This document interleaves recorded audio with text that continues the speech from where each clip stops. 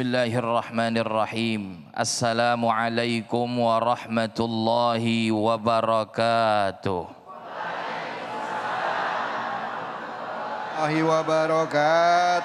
Daun salam, daun bidara. Yang jawab salam mudah-mudahan rezekinya seluas samudera. Amin. Alhamdulillahi rabbil alamin. Wassalatu wassalamu ala nabiyyina Muhammadin wa ala alihi wa sahbihi wa man tabi'ahum bi ihsanin ila yaumiddin. Amma ba'du, pemirsa Cahaya Hati iNews dimanapun Anda berada, dan juga jamaah Masjid At-Taqwa yang insya Allah pada hari ini senantiasa kita dijadikan hamba-hamba Allah yang bertakwa. Kelihatan ini jamaahnya soleh dan solehah semua. Amin. Saking soleh dan solehahnya belum ajan aja udah pada sholat. Maksudnya sholat tahiyat mas. Alhamdulillah.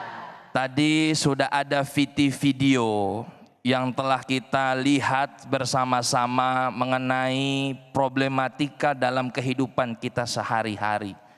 Terkadang kita sering mengkomentarkan sesuatu yang mungkin kita belum tahu hakikatnya.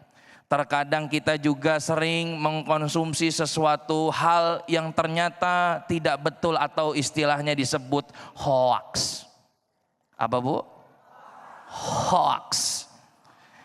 Allah Subhanahu wa taala berfirman di surah Al-Hujurat ayat 6, A'udzu billahi minasyaitonir rajim. Bismillahirrahmanirrahim. Ya ayyuhalladzina amanu in ja'akum fasiqum binaba'in fatabayyanu an tusibu qauman bijahalah fatusbihu ala ma fa'altum nadimin. Ini merupakan hal yang luar biasa, perintah Allah Subhanahu wa taala. Yang pertama, wahai orang-orang yang beriman, manakala kalian menemukan suatu hal yang sepertinya menimbulkan masalah, datang kepada kalian seorang yang fasik, maka Allah Subhanahu wa taala mengatakan fatabayyanu, hendaklah teliti dalam menerima informasi tersebut. Karena pernah kejadian dalam satu riwayat di zaman Rasulullah sallallahu alaihi wasallam, ada seseorang yang masuk Islam. Ini adalah salah satu mertuanya baginda Rasulullah sallallahu alaihi wasallam, dari jalur Ummul Mukminin Siti Juwairiyah radhiyallahu anha. Ini luar biasa, namanya Al-Haris bin Abu Dirar dari Bani Mustaqil. Ini luar biasa. Beliau sami'na wa ata'na, engkau masuk Islam? Iya, saya mengaku masuk Islam. Shadaqtu, aku percaya kepada Allah dan Rasulullah. Akhirnya apa? Dia beriman kepada Allah dan Nabi menyuruh Al-Haris untuk mengumpulkan zakat. Akhirnya pulanglah Al-Haris ke kampungnya. Begitu pulang ke kampungnya, dikumpulkanlah itu zakat. Sebelumnya sudah janji kepada Rasulullah, ya Rasul, nanti bulan ini, tanggal ini datang ya buat ngambil zakat yang udah saya kumpulin. Tuh, gampangnya begitu. Ternyata Rasul menyuruh daripada Al-Walid bin Abdullah, ya, yang memang ternyata dia dibisiki oleh setan, khawatir dia akan dibunuh oleh Al-Haris. Ini masing-masing namanya kalau dalam bahasa sekarang miskomunikasi. Al-Haris nunggu, ini mana ya utusan Nabi, kok kagak datang-datang?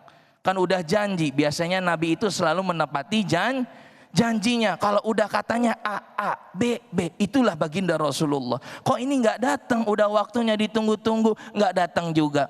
Akhirnya apa? Inisiatif Al-Haris mau nganterin zakatnya sendiri kepada Rasulullah.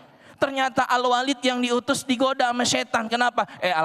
Al-Walid, hati-hati, kalau ente datang ke Al-Haris, ente bakal dibunuh. Kenapa? Bisa jadi Al-Haris orang munafik, ngaku-ngaku masuk Islam, padahal dia benci sama Rasulullah sallallahu alaihi.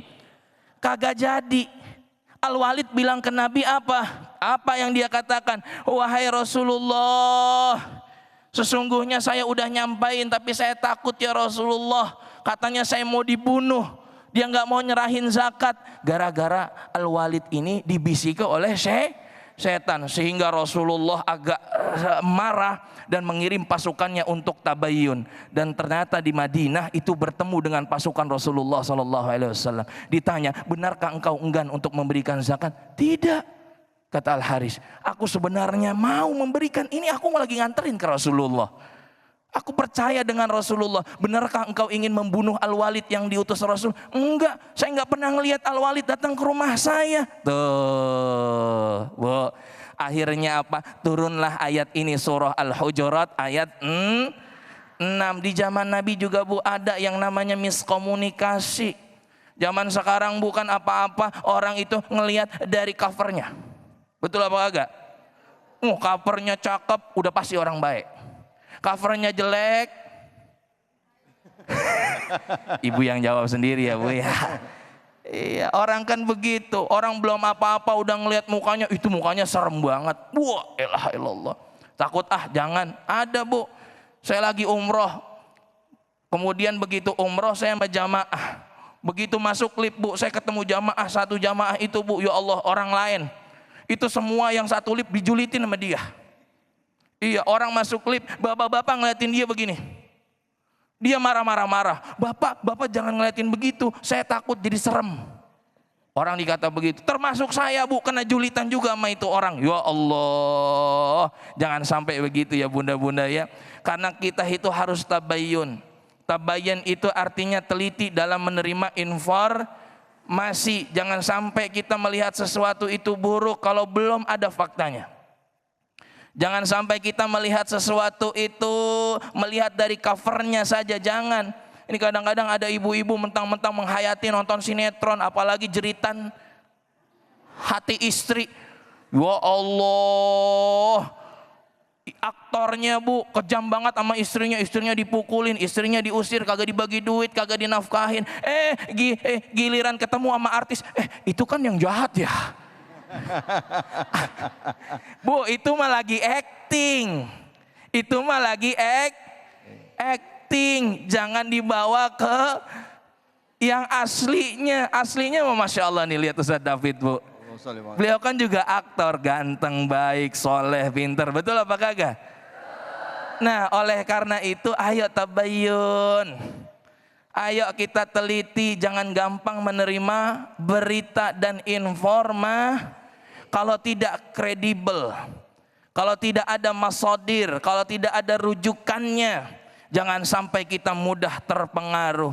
Biasanya ini ibu-ibu yang sering terpengaruh, Pak, betul nggak? Dapat WhatsApp undangan nikah. Siapa nih? Diklik aja sama dia, dipencet aja sama dia. Kagak tahu tuh emak-emak, ya namanya emak-emak baru dibeliin HP sama anaknya baru, udah gitu HP-nya bagus, dipencet aja sama dia. Akhirnya kehack, Bu. Kehack ya? Tahu, Bu, kehack? Akhirnya ketipu, minjem sono, minjem sini. Nah, termasuk ini host kita juga kena, Bu. Iya. Ya Allah. Ada yang ngaku-ngaku. Ada yang ngaku-ngaku Ustadz David. Ya Allah, wal'iyadzu billah. Oleh karena itu di zaman sekarang modern ini perlunya tabayyun dimanapun kita berada. Kalau jangan sampai kita ketika mendapatkan persoalan jauh daripada tabayyun. Karena baginda Rasulullah SAW bersabda, at-tabayyun minallah wal ajalah minasyaitan. Teliti tabayyun itu adalah dari Allah Subhanahu wa taala.